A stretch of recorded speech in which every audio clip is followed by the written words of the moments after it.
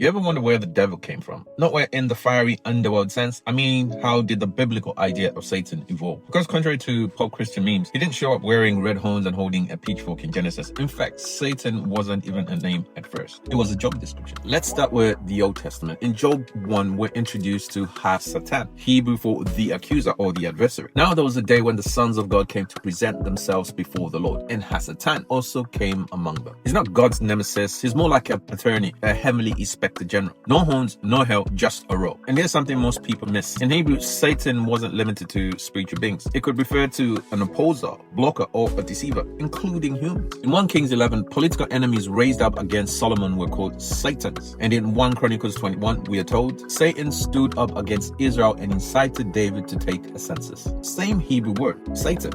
In one case, a human rival. In another, a spiritual influence. So from the start, Satan wasn't a name. It was a function. Sometimes human, sometimes divine, always in opposition. You see the same thing in Zechariah 3, where Hassatan accuses the high priest. Even in Numbers 22, the angel of the Lord blocks Balaam's path and is called a Satan. This wasn't personal, it was procedural. Now fast forward a few centuries, between Malachi and Matthew, the biblical world got a bit spicier. This is called the Second Temple period, a time of intense theological reflection and an apocalyptic imagination. And it gave rise to some serious game-changing literature. One, Jubilees, the Testament of the 12 Patriarchs. Texts that weren't canonized by all, but were deeply influential to the New Testament writers. And in these writings, Satan is no longer just a row. In 1 Enoch 40 verse 7, we meet the angel Phanuel, who casts out not Satan, but the Satans, plural. In Jubilees, we meet Mastema, a spiritual adversary commanding a host of evil spirits, tempters, deceivers, accusers, all working in concert. This isn't one villain, it's a bureaucracy of darkness. And Paul seems to pick this up in Ephesians 6. For we wrestle not against flesh and blood, but against principalities, powers, rulers, and spiritual hosts of wickedness. That's not chaos, that's command structure, an invisible hierarchy of evil, just like we see in the book of Jubilees. Accusation, temptation, deception, it's not just one being, it's a network.